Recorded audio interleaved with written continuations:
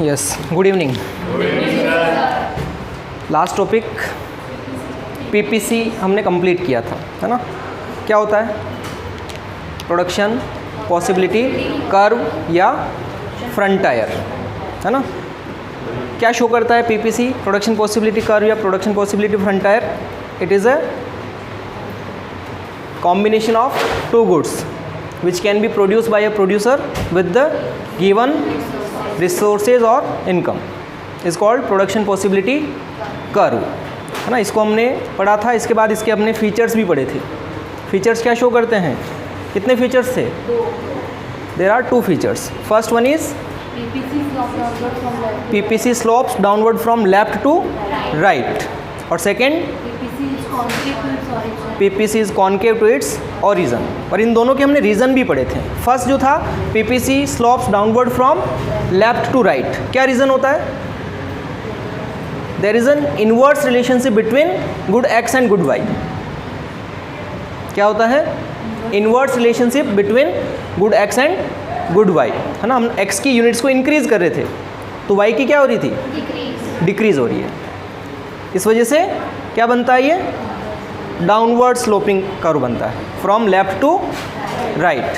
Second feature जो था या सेकेंड प्रॉपर्टी कह सकते हैं, सेकेंड कैरेक्टरिस्टिक्स कह सकते हैं, वो है PPC is concave to its origin. Concave क्यों बनता है?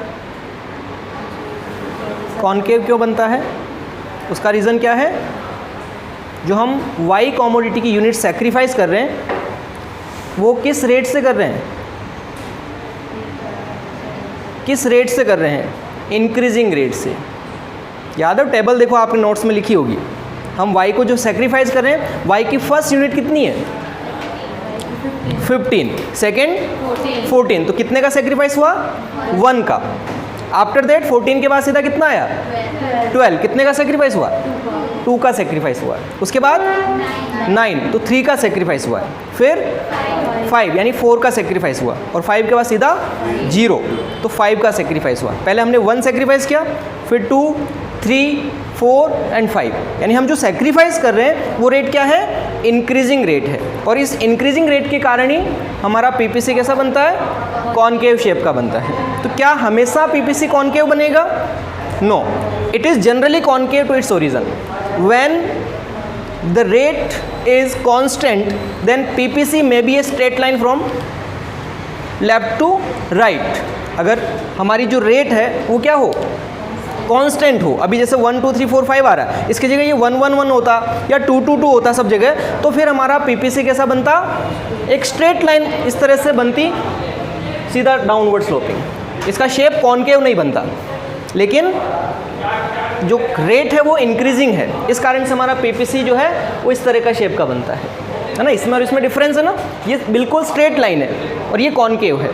ये कॉन्केव नहीं है, ये केवल स्ट्रेट लाइन है। जिसका रीज़न क्या हो सकता है? अगर हमारी सैक्रिफाइसिंग रेट क्या हो? सैक्रिफाइसिंग रेट क्या हो? इंक्रीजिंग हो, तभी कॉन्केव बनता है। अगर ये कांस्टेंट होगी तो फिर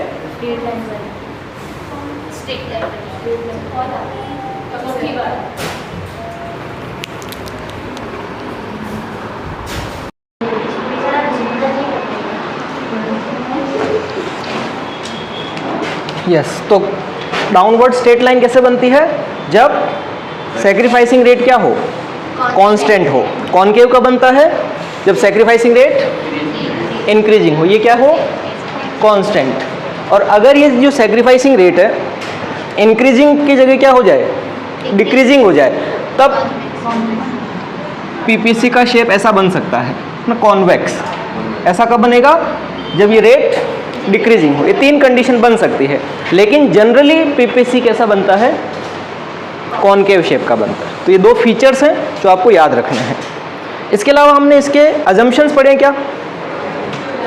पीपीसी के अजम्पशंस अभी नहीं पढ़े हैं, तो अपन को एक बार पीपीसी के अजम्पशंस भी पढ़ने हैं। उसके आगे फिर बाद में अपन नया टॉपिक लेते हैं। Assumptions of the PPC. कोई भी टॉपिक पढ़ते हैं तो हर चीज़ का कुछ न कुछ क्या होता है? अजम्पशन होता है। तो यहाँ पर भी हम अजम्पशंस पढ़ रहे हैं। अजम्पशंस मतलब क्या होता है? अजम्पशंस हिंदी में क्या बोलते हैं इसको? मान्यताएं, है ना। कुछ मानना पड़ेगा आपको। तो पीपीसी को पढ़ने से पहले भी अपन को कुछ चीज़ें माननी पड़ेगी।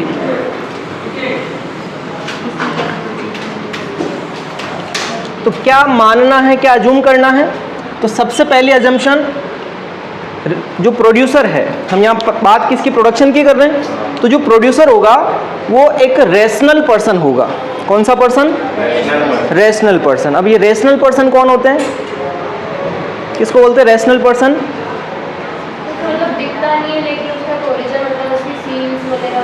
नहीं नहीं नहीं, वो तो अलग चीज़ हो गई, वो तो है ना। सिंपल सा अपन रेशनल पर्सन का मीनिंग ये कह सकते हैं जिसमें दिमाग हो, है ना, जो अपने मेंटल से कुछ वर्क करता हो, माइंड से कुछ सोच सकता हो, उसे पता है कि ये चीज़ अच्छी है, ये चीज़ बुरी है, तो उस पर्सन को हम क्या बोलते हैं?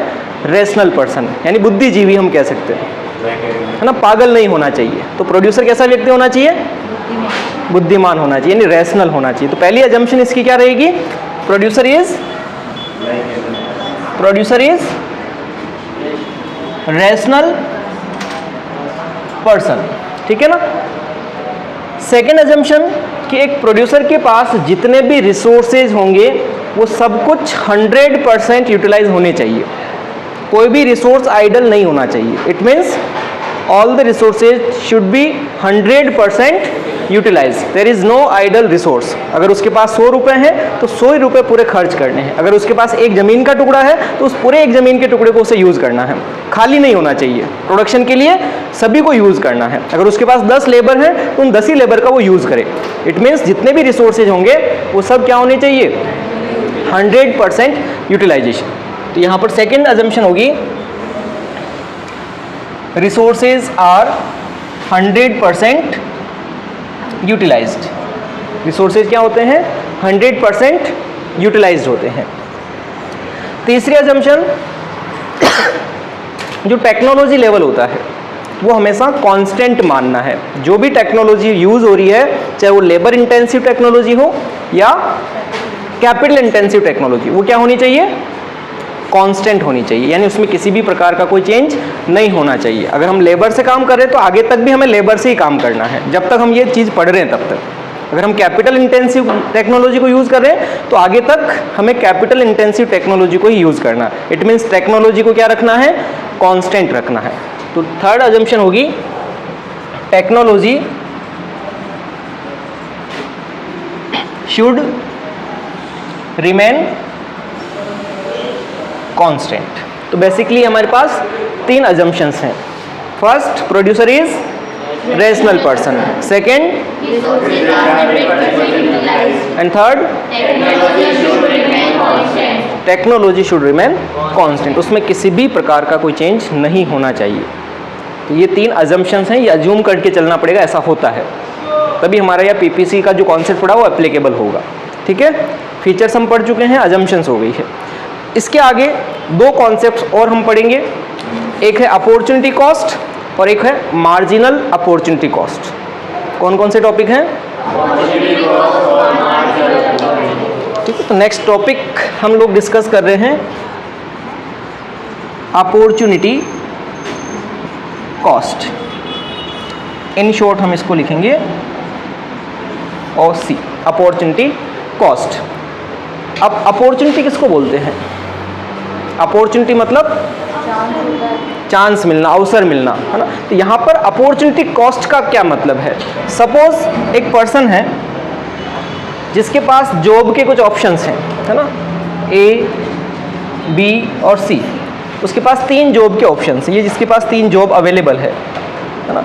और यहाँ पर उसकी सैलरी है कि जॉब A पर उसको 10,000 पर मंथ मिलता है, या उसे 15,000 पर मंथ मिलता है, और यहाँ से 20,000 पर मंथ मिलता है। तो बेस्ट ऑप्शन क्या है उसके लिए? ऑब्वियसली बात कि वो C चॉइस करेगा, क्योंकि यहाँ पर उसे ज़्यादा पैसा मिलता है ना। तो अगर इसने इस ऑप्शन को ऑप्ट किया है या सेलेक्ट किया है, तो अगर इसी ऑप्शन उसके पास नहीं होता तो सेकंड बेस्ट ऑप्शन उसके पास क्या था? सेकंड बेस्ट ऑप्शन ये था। तो जो सेकंड बेस्ट ऑप्शन होता है वही अपॉर्चुनिटी कॉस्ट होती है, यानी कि उसने बेस्ट ऑप्शन पर जाने के लिए किस चीज़ को सेक्रीफाइस किया है? इसको सेक्रीफाइस किया ना, तो ये इसके लिए सेकंड बेस्ट अल्टरनेटिव ऑप्शन था। ये इसके लिए कॉस्ट है एक तरह से, है ना। इस ऑप्शन पर जाने के लिए इसने किस चीज को सेक्रीफाइस किया है, वो सेक्रीफाइस क्या होगा, अपॉर्चुनिटी कॉस्ट मानी जाएगी, क्योंकि इसको तो उसने सेलेक्ट कर लिया, तो ये इसके लिए अपॉर्चुनिटी कॉस्ट नहीं है। जिसको उसने सेक्रीफाइस कर दिया बेस्ट पर जाने के लिए, उस कॉस्ट को हम क्या बोलते हैं, अपॉर्चुनिटी कॉस्ट। तो opportunity cost is the second best alternative options. Opportunity cost is the second best alternative options. ये हमारे लिए सेकंड बेस्ट नहीं है, क्योंकि इससे बेस्ट ये है, इसलिए हमारे पास सेकंड बेस्ट ये ऑप्शन है। तो second best alternative option is called opportunity cost. Meaning समझ में आ गया, है ना। तो यहाँ पर जॉब सी को ऑप्ट करने के लिए अपॉर्चुनिटी कॉस्ट क्या होगी, जॉब बी का अमाउंट है 15,000। इस जॉब पर जाने के लिए हमने इसको सेक्रीफाइस किया, तो ये हमारे लिए सेकंड बेस्ट ऑप्शन था। अगर सी नहीं होता और फिर ए और बी में कंपेयर करते, तो बी के कंपैरिजन में ए हमारे लिए सेकंड बेस्ट होगा, क्योंकि बी तो बेस्ट है। तो बेस्ट जो होगा जिस पर हम चले जाएंगे वो हमारे लिए अपॉर्चुनिटी कॉस्ट नहीं है, वो हमारे लिए अवसर नहीं है, फिर अवसर पिछला रहेगा, है ना। तो अपॉर्चुनिटी कॉस्ट का मतलब second best alternative option which we sacrifice to opt best one, है ना। हमने सैक्रिफाइस कर दिया किसके लिए, बेस्ट पर जाने के लिए, वो हमारे लिए क्या है, अपॉर्चुनिटी कॉस्ट है। ठीक है, अब हम एक और कॉन्सेप्ट पर डिस्कस करेंगे जिसका नेम है marginal opportunity cost. Marginal opportunity cost, in short MOC. MOC है ना, एमओसी तो है ये, मार्जिनल अपॉर्चुनिटी कॉस्ट, एमओसी। देखो अपॉर्चुनिटी कॉस्ट और मार्जिनल अपॉर्चुनिटी कॉस्ट में क्या फ़र्क होता है। सबसे पहले अपन इस मार्जिनल वर्ड का मीनिंग हमें पता होना चाहिए। What is the meaning of marginal. Marginal means additional. What, additional, यानी कि जब हम किसी कमोडिटी की एडिशनल यूनिट का प्रोडक्शन करेंगे तो हमें कोई दूसरी कमोडिटी सेक्रीफाइस करनी पड़ेगी। जैसे हमने अभी एग्जांपल जो हमारी टेबल थी, उस टेबल में हमने x की एडिशनल यूनिट का प्रोडक्शन किया, तो हमें y की कुछ एडिशनल यूनिट सेक्रीफाइस करनी पड़ी, है ना। पहला कॉम्बिनेशन देखो हमारे टेबल के अंदर, a कॉम्बिनेशन जो था, है ना, उसके अंदर हमने लिखा है x की 0 यूनिट्स हैं और y की 15 यूनिट्स है। जब हम कॉम्बिनेशन b को फॉलो करेंगे तो x की 1 यूनिट हम इंक्रीज करेंगे, है ना। तो 1 यूनिट हमने x की इंक्रीज करी। हमें पता है कि हमारी रिसोर्सेज लिमिटेड है, इस वजह से हम रिसोर्सेज बढ़ा नहीं सकते हैं, तो हमें y कमोडिटी का प्रोडक्शन क्या करना पड़ेगा, कम करना पड़ेगा। तो हमने इसका सेक्रीफाइस करके 14 यूनिट्स कर दिया। तो यहाँ पर एक एडिशनल यूनिट गेन करने के लिए हमने 1 एडिशनल यूनिट का सेक्रीफाइस किया है। इसी तरह से सी कॉम्बिनेशन पर जाएंगे तो यहाँ पर अगेन x की 1 यूनिट हमने इंक्रीज करी है, 1 से हम 2 पर आ गए। कितना एडिशनल किया, 1, यहाँ से यहाँ तक 1 एडिशनल यूनिट हम और प्रोड्यूस कर रहे हैं। तो एक एडिशनल पर जाने के लिए हमें y का अगेन सेक्रीफाइस करना पड़ेगा, लेकिन अब सेक्रीफाइस रेट यहाँ पर जनरली इंक्रीजिंग होती है ना। यहाँ पर हमने 1 का सेक्रीफाइस किया, तो अब यहाँ पर सेक्रीफाइस कितना करेंगे, 2 यूनिट्स का सेक्रीफाइस करेंगे, है ना। तो यहाँ पर 2 सेक्रीफाइस करते कितना हो जाएगा, 12 यूनिट्स हो जाएगी। ऐसे ही कॉम्बिनेशन डी पर अगर हम पहुँचते हैं तो डी कॉम्बिनेशन पर पहुँचने के लिए x की कितनी यूनिट्स होगी, 3, तो y का कितना सेक्रीफाइस होगा, सेक्रीफाइस कितना होगा, 3 का। 12 में से 3 जाएगा, कितना बचेगा, 9। इसी तरह से हम कॉम्बिनेशन ई पर जा रहे हैं तो x की 4 यूनिट है, तो y की कितनी एडिशनल यूनिट सेक्रीफाइस करेंगे, 4, कितना बचेगा, 5। और एक लास्ट कॉम्बिनेशन f कॉम्बिनेशन है, जहां पर हम एक और यूनिट x की इंक्रीज कर देते हैं, तो y की हम पूरी की पूरी सेक्रीफाइस करके कितने पर पहुंच जाएंगे, 0 पर। तो हमने कुछ ऐसे कॉम्बिनेशंस बनाए हैं कि जब हम x की एडिशनल यूनिट इंक्रीज कर रहे हैं तो हमें y का सेक्रीफाइस करना पड़ रहा है। जिस रेट से हम सेक्रीफाइस कर रहे हैं उसी रेट को MOC कहा जाता है। तो MOC क्या है, MOC is a rate at which units of one commodity sacrifice to gain additional unit of another commodity. MOC is a rate at which units of one commodity sacrifice to gain additional unit of another commodity. हमने कहा कि MOC एक ऐसी rate है जिसमें हम किसी एक कमोडिटी की यूनिट्स को सेक्रीफाइस करते हैं। क्यों करते हैं, किसी दूसरी कमोडिटी की एडिशनल यूनिट्स गेन करने के लिए। x की हम यूनिट्स गेन कर रहे हैं और y की यूनिट्स हम क्या कर रहे हैं, सेक्रीफाइस कर रहे हैं। तो जिस रेट से हम सेक्रीफाइस कर रहे हैं उस रेट को क्या कहा जाता है, MOC, मार्जिनल अपॉर्चुनिटी कॉस्ट। इसका एक फॉर्मूला भी होता है, MOC को हम लोग लिखते हैं delta loss upon delta gain. क्या लिखेंगे, delta loss upon delta gain. अब यहाँ पर जैसे मुझे इस टेबल में MOC कैलकुलेट करनी है तो हम कैसे कैलकुलेट करेंगे, फर्स्ट कॉलम आपको हमेशा ब्लैंक रखना है, क्योंकि चेंज हम कैलकुलेट करेंगे तो यहाँ से चेंज स्टार्ट होगा, है ना। इससे पहले हमारे पास कोई यूनिट नहीं है तो हम यहाँ पर कोई चेंज दिखा नहीं सकते हैं, तो हमारा चेंज यहाँ से स्टार्ट होगा 0 से 1। ये हमारी गेन है, जिसको हमने इंक्रीज किया वो गेनिंग यूनिट्स हैं, जिसको हमने सेक्रीफाइस किया वो लॉस यूनिट्स हैं। तो यहाँ पर हमने कितने का लॉस किया है, डेल्टा लॉस मतलब कितना, डेल्टा मतलब होता है चेंज। तो हमने वाई कमोडिटी को क्या किया, सेक्रीफाइस किया ना, तो कितनी यूनिट्स का सेक्रीफाइस किया है, 1 का सेक्रीफाइस किया है। तो डेल्टा लॉस 1 यूनिट का है, तो गेन भी कितना किया, 1 का ही किया ना, 0 से 1। तो यहाँ पर 1/1 कितना हो गया, 1। फिर अपन 14 से 12, यहाँ हमारा लॉस कितना हुआ, 2 यूनिट्स का, तो 2 गेन कितना हुआ, 1 से 2 कितना, 1 यूनिट का, तो 2 डिवाइड बाई 1 कितना होगा, 2। इसके बाद कितना सेक्रीफाइस किया, 3 का, और गेन कितना हुआ है, अगेन 1 का, तो 3। फिर सेक्रीफाइस कितना हुआ, 4, गेन कितना हुआ, 1, और लास्ट सेक्रीफाइस 5 का, और गेन कितना हुआ, 1।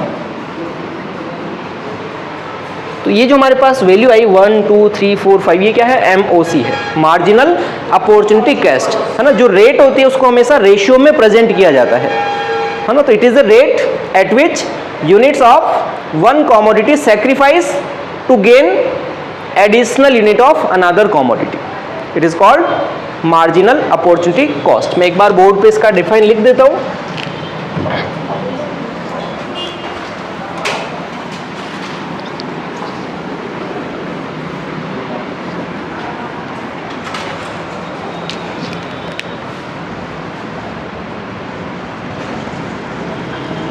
It is a rate at which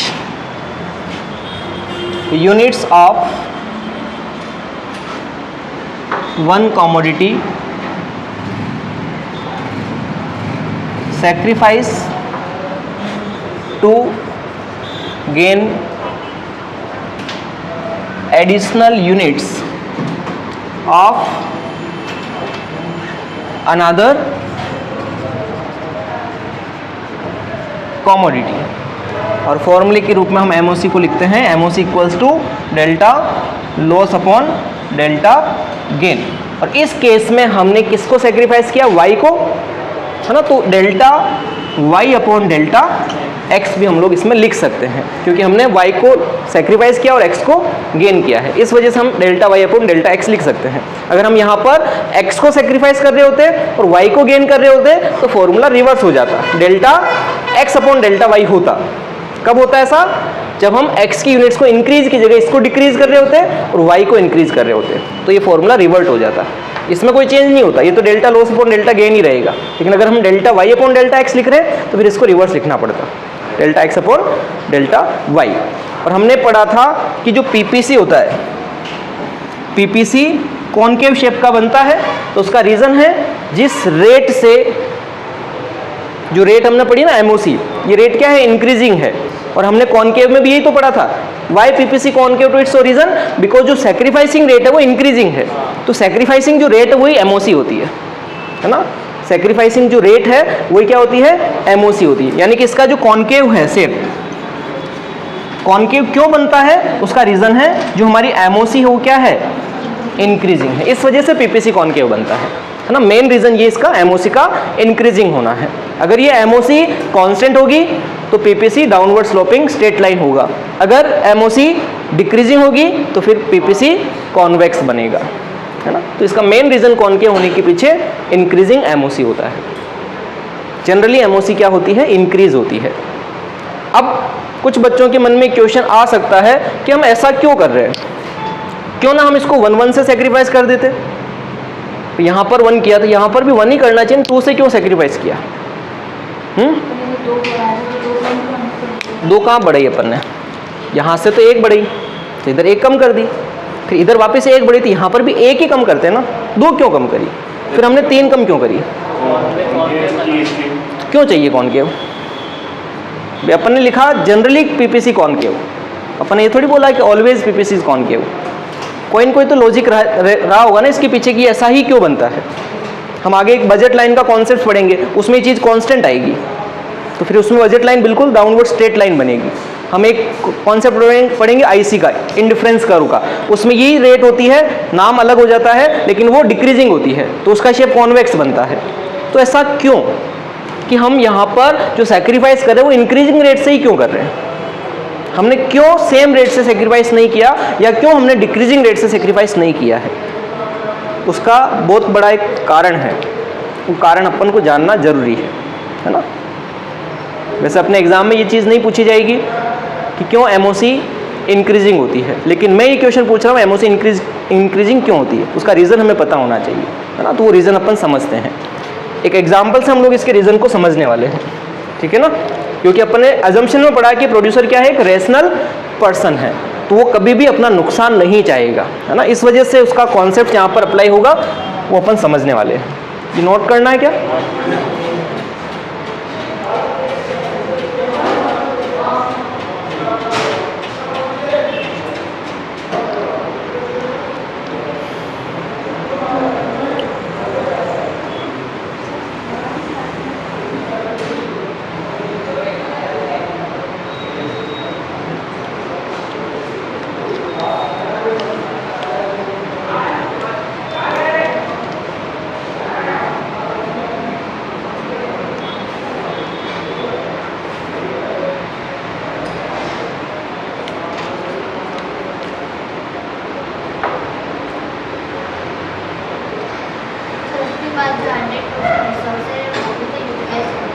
resources तो 100% होने ही चाहिए, बिल्कुल होने चाहिए।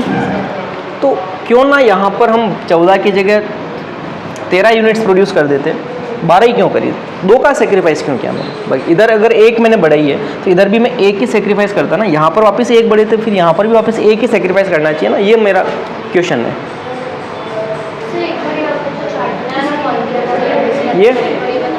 ये टेबल के अकॉर्डिंग बनेगा, एक्स एक्सिस पे एक्स की यूनिट्स लिखनी है, वाई एक्सिस पे वाई की यूनिट्स लिखनी है, फिर कॉम्बिनेशन वाइज पॉइंट्स मैच करना है कि पहला 0 पर 15 पॉइंट्स मार्क होगा, फिर 1 पर 14 होगा, फिर उन पॉइंट्स को ज्वाइन करोगे तो ये लाइन ऐसे बनेगी, ठीक है ना।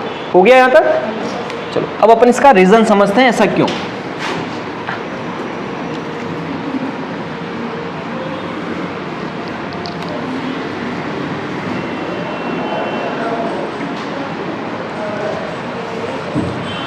अपना जो क्वेश्चन है वाई एमओसी इंक्रीजेज, एमओसी क्यों इंक्रीज होती है ना। अब इसको एक एग्जांपल से हम लोग समझ रहे हैं। सपोज एक फार्मर है जिसके पास एक एग्रीकल्चरल लैंड है जहाँ पर वो एग्रीकल्चर करता है, तो क्या ये ज़मीन का टुकड़ा ऐसा हो सकता है कि इसके हर पार्ट पर इक्वल प्रोडक्शन हो? ऐसा पॉसिबल है क्या? हर पार्ट का फर्टिलिटी लेवल अलग अलग हो सकता है, कहीं पर क्रॉप अच्छी होती है, कहीं पर कम अच्छी होती है, तो कहीं प्रोडक्शन ज़्यादा हो सकता है पार्ट में, कहीं प्रोडक्शन कम भी हो सकता है। तो इस फार्मर ने क्या कर रखा है, इस ज़मीन को पार्ट में डिवाइड कर रखा है ना। पार्ट किस तरह से डिवाइड है? सपोज इस तरह से उसने पार्ट बना रखे हैं। कितने पार्ट कर दिए उसने?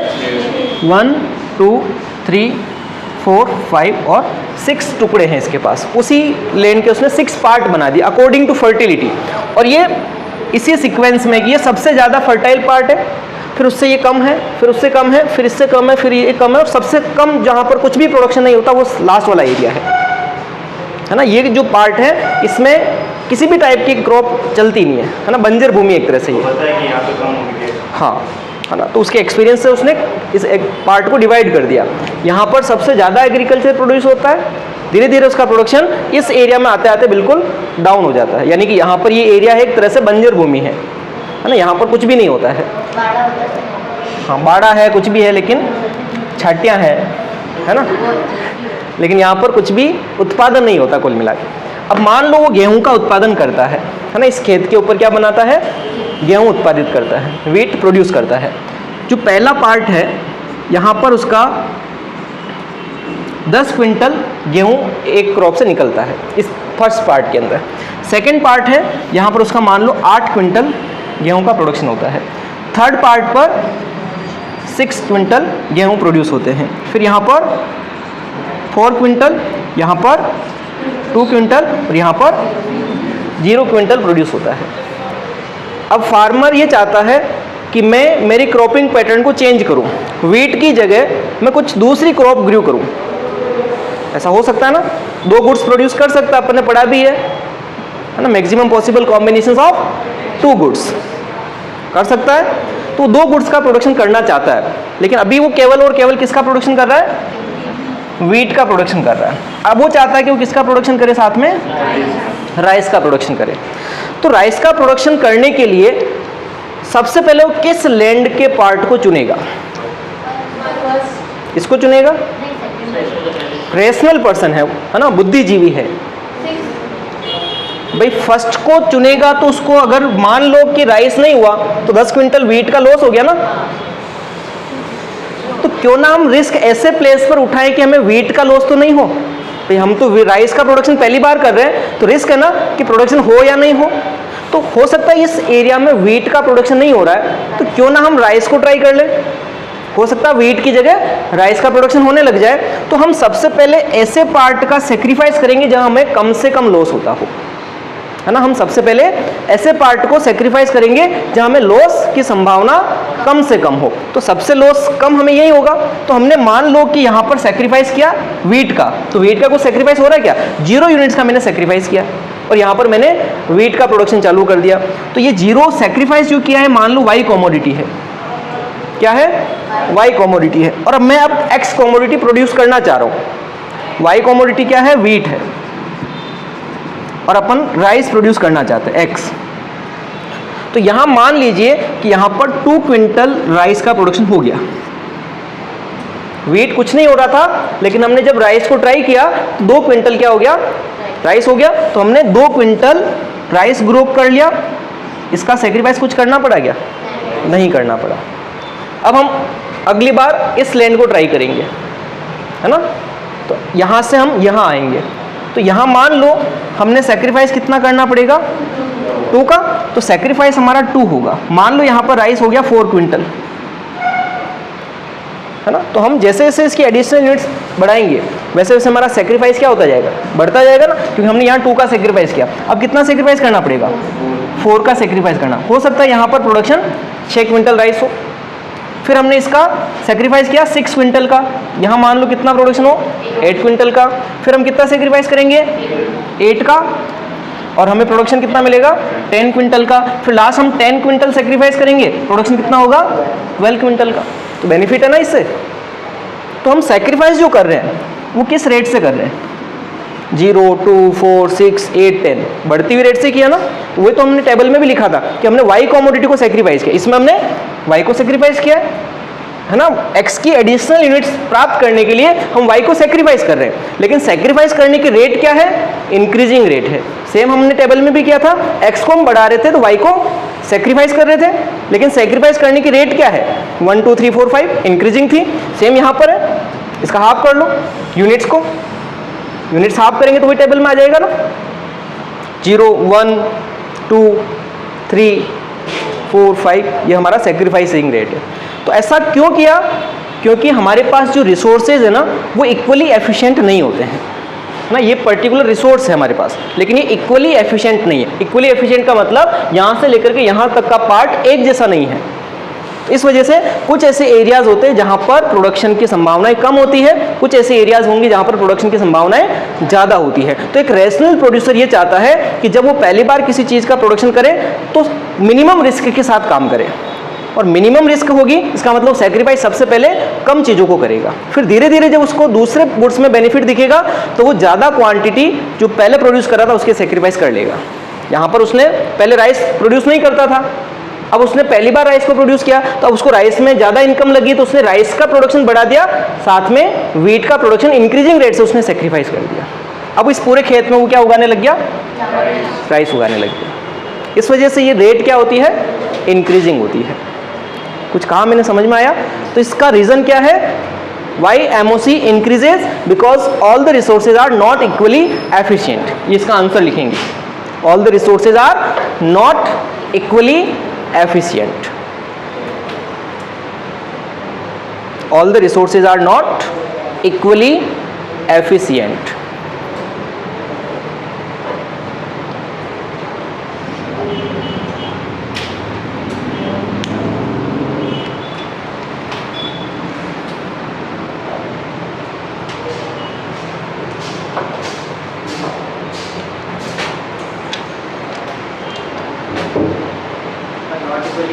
Not equally efficient.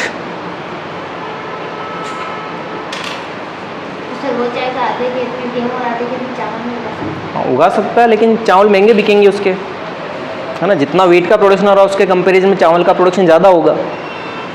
इनकम के रूप में उसको बेनिफिट होना चाहिए। अगर वीट से ज़्यादा प्रोडक्शन हो रहा है या वीट की प्राइस ज़्यादा है चावल के कंपैरिजन में, तो वीट ही प्रोड्यूस करेगा, है ना। ओवरऑल बेनिफिट ज़्यादा होना चाहिए। हो गया? तो opportunity cost and marginal opportunity cost के दो कॉन्सेप्ट्स अपन ने पढ़े हैं। अब अपन अगले टॉपिक को स्टार्ट करेंगे, जिसका नेम है, अच्छा अपन ने अटेनेबल और अनअटेनेबल कॉम्बिनेशन पढ़ा था ना पीपीसी के अंदर, पढ़ा? ठीक।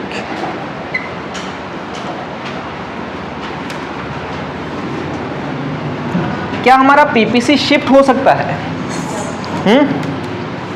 पीपीसी शिफ्ट हो सकता है क्या, या पीपीसी में कोई चेंज हो सकता है?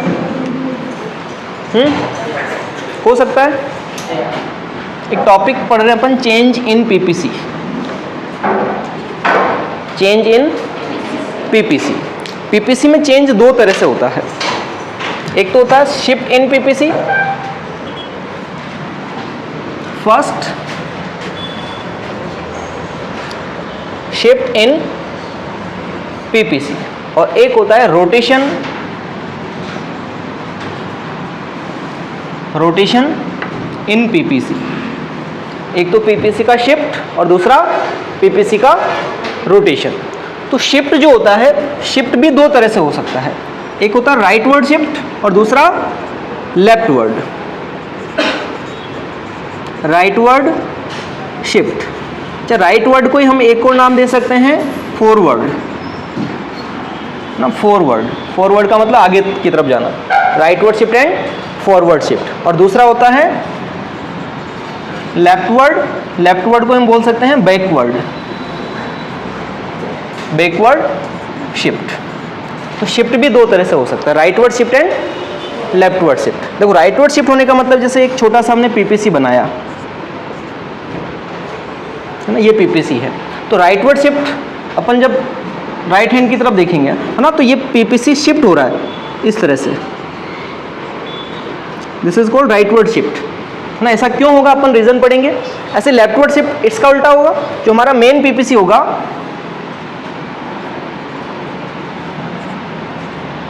जैसे ये हमारा पीपीसी है, तो लेफ्टवर्ड का मतलब इनसाइड की तरफ पीपीसी शिफ्ट हो जाएगा। ऐसा कब हो सकता है?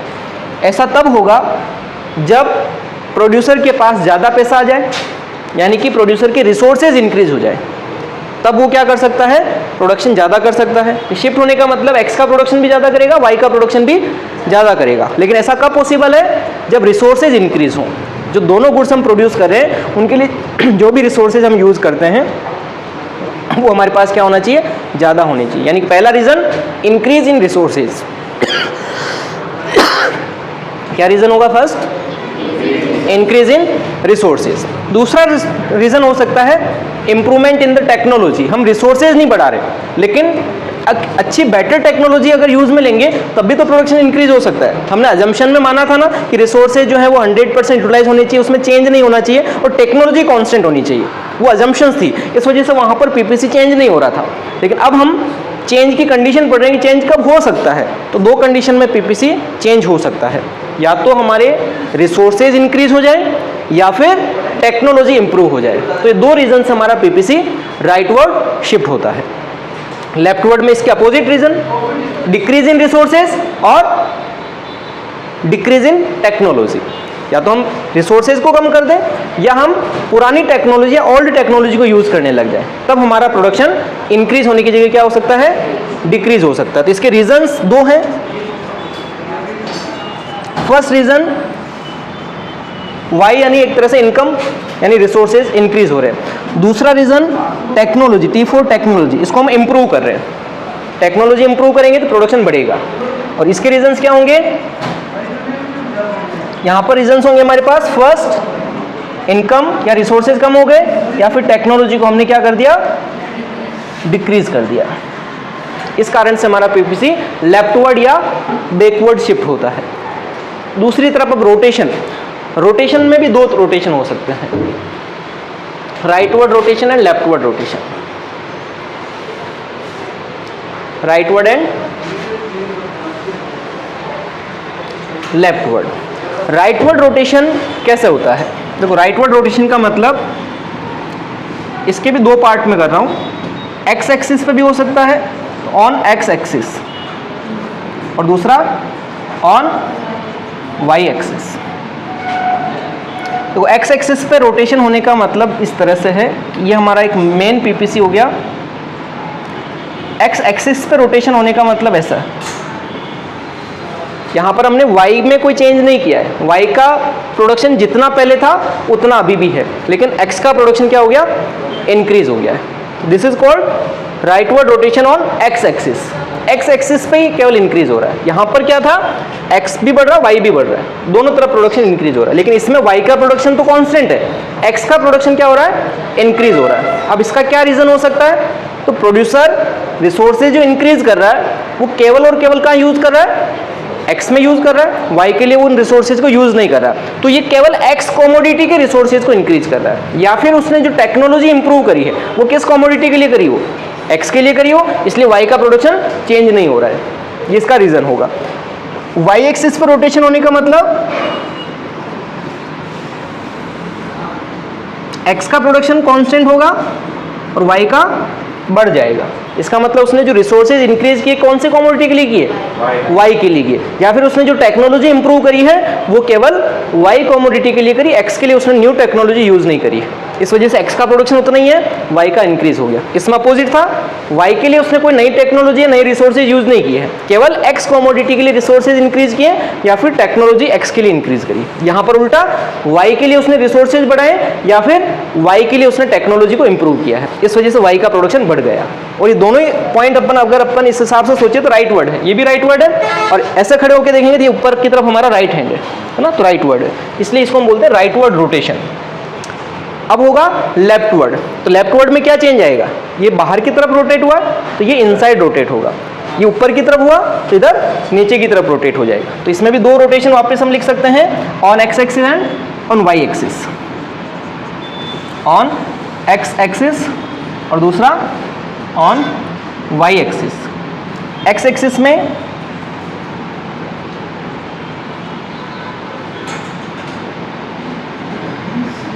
इनसाइड,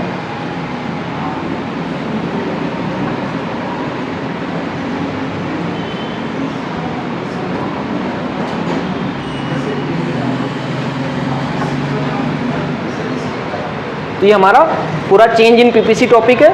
एक तो शिफ्ट होता है, दूसरा रोटेशन होता है। शिफ्ट के अंदर दोनों गुड्स के प्रोडक्शन में चेंज होता है, रोटेशन के अंदर किसी एक कमोडिटी के प्रोडक्शन में चेंज आएगा, दूसरा कांस्टेंट रहेगा। ठीक है, इसके रीजंस अपन ने पढ़े। इसका क्या रीजन है, इसका क्या रीजन है, रीजन फर्स्ट, इनकम जो बढ़ी है किसके लिए बढ़ी है, केवल एक्स के लिए। टेक्नोलॉजी भी हमने इंप्रूव करी तो किसके लिए करी है, एक्स के लिए करी है, इसलिए एक्स का प्रोडक्शन बढ़ा है, वाई का नहीं बढ़ा। इसके रीजन, फर्स्ट इनकम हमने या रिसोर्सेज बढ़ाए किसके लिए, वाई के लिए बढ़ाए, इसलिए वाई का प्रोडक्शन इंक्रीज हुआ है। दूसरी तरफ टेक्नोलॉजी हमने इंप्रूव करी तो किस कमोडिटी के लिए, वाई कमोडिटी के लिए करी, इसलिए वाई का प्रोडक्शन इंक्रीज हुआ है। यहां पर रीजन क्या होगा, फर्स्ट क्या हो रहा है, प्रोडक्शन कम हो रहा है, किसका, एक्स का। इसका मतलब हमने रिसोर्सेज कम कर दिए, कौन सी कमोडिटी के, एक्स के, या फिर हमने टेक्नोलॉजी को डिक्रीज किया है, कौन सी कमोडिटी के लिए? एक्स के लिए। इसका रीजन क्या होगा? फर्स्ट, यहां पर भी हमने प्रोडक्शन कम हो रहा है वाई का, तो इसका मतलब हमने जो इनकम या रिसोर्सेज कम किए वो किस कमोडिटी के? वाई कमोडिटी के लिए। या फिर हमने टेक्नोलॉजी को डिक्रीज किया है, तो कौन सी कमोडिटी की? वाई कमोडिटी की टेक्नोलॉजी डिक्रीज कर दी। इस वजह से हमारे कर्व रोटेट होते हैं। तो ये हमारा एक टॉपिक है शिफ्ट एंड रोटेशन। इसको नोट करने की वैसे ज़रूरत नहीं है, आपको बहुत जल्दी अब लेक्चर्स चैनल पे मिलने लग जाएंगे, 1-2 दिन का वो टाइम लगेगा, ठीक है। बाकी नोट्स आपके हाथ में आ जाएंगे, 1-2 दिन और लगेंगे। अभी टाइम लगेगा, इसको नोट करोगे इसलिए।